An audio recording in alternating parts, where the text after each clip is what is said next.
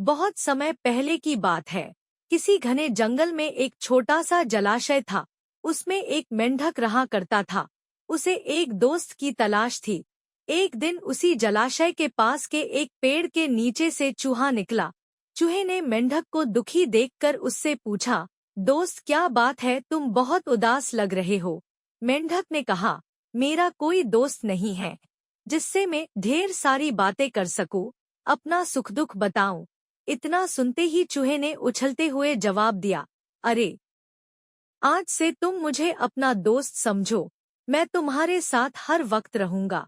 इतना सुनते ही मेंढक बेहद खुश हुआ। दोस्ती होते ही दोनों घंटों एक दूसरे से बातें करने लगे। मेंढक जलाशय से निकलकर कभी पेड़ के नीचे बने चूहे के बिल में चला जाता तो कभी दोनों जलाशय के बाहर बैठकर काफी बातें करते। दोनों के बीच की दोस्ती दिनों-दिन काफी गहरी होती गई। चूहा और मेंढक अपने मन की बात अक्सर एक दूसरे से साझा करते थे। होते होते मेंढक के मन में हुआ कि मैं तो अक्सर चूहे के बिल में उससे बातें करने जाता हूँ, लेकिन चूहा मेरे जलाशय में कभी नहीं आता। ये सोचते सोचते चूहे को पानी में लाने की मेंढक को एक तरकीब सूझी।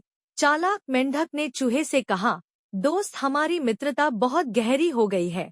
अब हमें कुछ ऐसा करना चाहिए जिससे एक दूसरों की याद आते ही हमें आभास हो जाए। चूहे ने हामी भरते हुए कहा, हाँ जरूर, लेकिन हम ऐसा करेंगे क्या?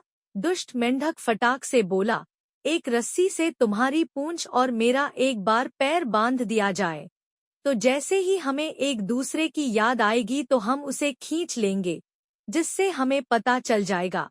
चूहे को मेंढक के छल का जरा भी अंदाजा नहीं था, इसलिए भोला चूहा एकदम इसके लिए राजी हो गया।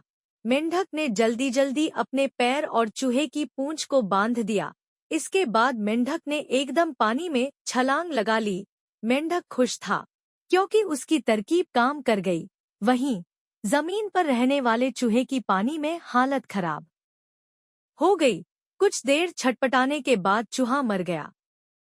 बाज आसमान में उड़ते हुए यह सब रहा था। उसने जैसे ही पानी में चूहे को तैरते हुए देखा तो बाज तुरंत उसे मुंह में दबाकर उड़ गया। दुष्ट मेंढक भी चूहे से बंधा हुआ था, इसलिए वो भी बाज के चंगुल में फंस गया। मेंढक को पहले तो समझ ही नहीं आया कि हुआ क्या। वो सोचने लगा, आखिर वो आसमान में उड़ कैसे रहा है। जैसे ही उसने ऊपर देखा तो बाज को देखकर वो सहम गया। वो भगवान से अपनी जान की भीख मांगने लगा, लेकिन चूहे के साथ साथ बाज उसे भी लेकर उड़ गया।